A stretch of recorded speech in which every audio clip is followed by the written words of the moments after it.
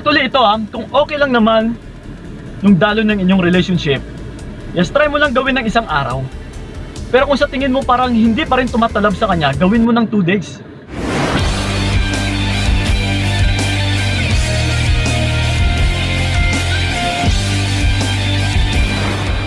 Yun, what's up? Ayan, kamusta mga utol? And then welcome sa video na ito. So once again, this is pa yung kaibigan ni Kiko. So syempre, usapang pag-ibig na naman.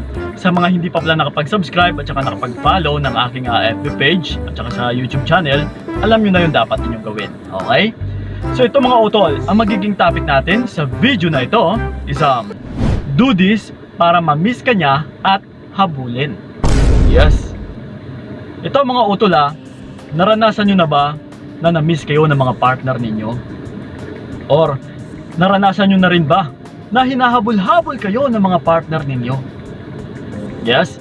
Kasi sa totoo lang mga utol, kapag na-miss ka ng partner mo or kapag hinahabol-habol ka ng partner mo is napakasarap ito sa damdamin. Yung tipong parang magiging kampante ka. Yes, kasi submissive siya. Which is ikaw yung nasa control ngayon. Yes na, yung tipong hayaan mo lang siya kasi naghahabol siya sa'yo. Or tipong hahayaan mo lang din siya kasi namimiss ka niya. So ito mga utol, ituturo ko sa inyo yung dapat ninyong gawin para mamiss ka rin talaga ng husto ng partner mo at saka hahabul-habulin ka pa. So una sa lahat, ang dapat mo talagang gawin is be nice pagdating sa relationship. Na kailangan mo talagang ipakita sa kanya na okay ka lang. Yes, wag mo siyang panay awayin. Wag kang panay reklamo, wag kang panay selos. Kasi ito mga utol, sa relationship is hindi rin talaga maganda na panay na lang kayong away or parang walang araw na hindi kayo nagkakaintindihan. Walang araw na hindi kayo nag-aaway. Kasi hindi rin natin talaga na matatawag na healthy relationship kapag halos araw-araw na lang din kayo nag-aaway. So ito ngayon, na kailangan mo talagang magpaka-nice muna sa partner mo. Yes, hayaan mo lang kung ano yung pagtrato niya sa'yo. Kung binabaliwala ka, kung yes, panay pa rin yung pang-uuto niya sa'yo. Kahit sabihin pa natin na may other woman siya, is maging nice ka pa rin sa kanya. Maging mabait ka pa rin sa kanya. Yung tipong parang sunod-sunuran ka lang, kunwari kasi may next pa tayong gagawin. Dahil yung mga ito is, or yung mga pinapapagawa ko sa inyo is nakaplanado utol. So step by step. So ganun pa man is magpaka-nice ka. Kasi ito yung kasunod nating gawin ay kailangan mong maglaho ng 1 to 2 days nang walang pasabi. So bakit pa rin natin nasasabi na dapat wag mong sabihin? Kasi malaking impact ito utol, which is nagmamatter talaga. Once na hindi mo sinasabi na bigla ka na lang mawawala or bigla ka na lang din nawala na hindi niya alam, na talagang magugulat siya kung bakit naglaho ka, kung bakit hindi ka na nagparamdam. Kasi kung sinabi mo na mawawala muna ako, hihingi muna ako ng space, so mas lalo siyang makakampante na hindi siya maghahabol sa'yo, na hindi ka niya mamimiss. Kasi alam niya, nagpaalam ka pa So talagang hihintayin ka lang niya kung kailan ka babalik. Pero kung wala kang pasabi utol, again, that's why na nasabi ko rin kanina na magiging nice ka dahil pasanayin natin siya sa gawain na ito. Which is nasanay siya na nandiyan ka na lang palagi. Nagiging mabait, nagiging sunod-sunuran, nagiging nice. Yung tipo talaga na wala na siyang hahanap-hanapin pa. Na kahit lulukohin ka man niya, na kahit inuuto ka lang niya, kahit pinipirahan ka lang niya, kahit ginagamit ka lang niya, pero kung after ng ilang sandali is naglaho ka bigla ng 1 to 2 days na kung kailan man siya mag-reach out nang walang pasabi. Kasi ito mga utol, for me ito nangyari na rin ito sa akin dati pa, way back siguro mga 5 years ago na or 4 years ago, na nagawa ito ng babae sa akin. Yes na nagiging nice siya akin, na nagiging mabait. Yes na nagbabatuhan kami ng mensahe araw-araw. And then sa pagdating ng panahon siguro 2 months, yes, and then bigla siyang may time doon na nawala siya. Which is isang araw lang yata yon na nawala siya. Pero syempre nakasanayan ko na halos araw-araw kami nag-uusap, halos araw-araw na nandyan siya, nagiging mabait para sa akin, is hahanap-hanapin ko yun. Uy, teka lang, bakit hindi siya nag-message siya ngayon? Bakit parang hindi mo lang siya na good morning?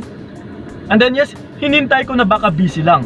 Pero pagdating ng hapon is ganun pa din. So dito na ako nabahala na uy, ano kaya yung nangyari? Maghapon na or malapit na sa magabi is wala pa rin siyang mensahe para sa akin. Or hindi man lang siya nagme-message or hindi niya man lang sinisin yung message ko. Yes. So ganun pa man, dito na ako utol gumawa ng paraan. Yes, nagpanic attack na ako. Hindi ko na alam kung anong dapat kong gawin kasi nasanay na ako doon sa mga pinagagawa niya. So ang ginawa ko is kinontak ko kahit sino na mga kakakilala niya, na mga kamag-anak niya, na kahit sino-sino na lang na may connection sa kanya. So ganun pa man, sa gawain kasi na ito utol, ay napaka-epektibo talaga. Na once na sinanay mo yung isang tao and then bigla ka na lang mawawala. That's why kahit ikaw, kung ginost ka ng tao nang walang pasabi, di ba? Hahanap-hanapin mo siya. Magtataka ka, uy bakit kaya? Bakit kaya bigla siyang nawala? So ang next na magiging automatic response mo dito, or yung automatic na magagawa mo ay maghagilap sa kanya. Hahanapin siya. Di ba? Until na ma-miss mo siya. Yes, that's why ito mga utol kasi sa oras na pagpanumbalik mo, ito mark my word, magsasabi at saka magsasabi talaga yung partner mo na uy, na-miss kita. Pero ito pwede mo rin siyang sagutin na na-miss mo din siya. Pero once lang utol. Huwag mong ulit-ulitin na na-miss mo rin siya. Or huwag mong pangunahan na nami-miss mo rin siya. Kasi sa oras na once na mawala ka, is magiging kampante na yung partner mo. Uy, okay lang kasi once na magkabalikan kami is for sure mamimiss din ako nun. Pero kung hindi ka nanguna, hinintay mo na siya mismo yung una na nagsabi sa'yo na namimiss ka niya, and then saka ka na lang nag-response na na-miss din naman kita. Yes, parang ganon. Yung parang tipong parang wala lang sa'yo. Kasi magtataka at saka magtataka yung partner mo. Lalong-lalo na kahit manliligaw mo pa lang. Dito talaga magkakaroon ng proposal or magkakaroon ng commitment yung isang tao once na nawala ka nang walang pasabi. Dito mo malalaman kung gaano ka rin kahalaga pagdating sa kanya or pagdating sa tao na, yes, kung sino man yung may kagustuhan sa'yo.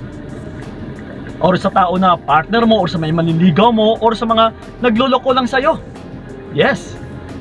So again mga utol isang araw, actually ito kung okay lang naman yung dalo ng inyong relationship, yes, try mo lang gawin ng isang araw. Pero kung sa tingin mo parang hindi pa rin tumatalab sa kanya, gawin mo ng 2 days. Until na mag-reach out siya, uy, kamusta ka na? Wala ka ng balita sobrang busy ka ba? And then ito ngayon mga utol, sa pagpanumbalik mo, gumawa ka na lang ng dahilan. Uy, pasensya na, naghang yung cellphone ko. Pasensya na, naiwan ko yung charger ko. Yes, nagbakasyon kasi kami. Uy, pasensya na kasi nasira yung phone ko Yes, yung tipong ganun. Or di kaya pinagalitan ka ng parents mo na kung ano-ano na lang dyan. Or di kaya brand out ng buong araw. So, magdahilan ka na lang utol na which is yung pinaka-plan kasi natin or yung pinaka-goal natin dito ay yung malalaman natin kung gaano kakahalaga sa taong ito. Na para magpa-miss rin tayo, na para magpahabol din tayo nang hindi niya nahahalata. Okay? So yun na po yung tanging paraan para ma-miss ka at saka para maghabol pa siya sa'yo. Yes, being nice ka muna pagdating sa kanya. Ng ilang araw, pasanayin mo siya na kahit isang buwan, and then bigla ka na lang maglaho. Lalong-lalo na kapag nakaramdam ka na parang ine-echapwera ka na niya. Yes, maglaho ka utol. Kailangan mo talagang matuto na maglaho. Kasama ito sa isang relasyon na para malaman mo rin kung gaano ka ka-importante sa taong minamahal mo. Okay? So yun po mga utol, sana'y nakatulong talaga yung video na ito. And then ingat kayo syempre. Maraming salamat God bless and babush! Binigay ko lahat para wala kang masabi. Kaya nga hindi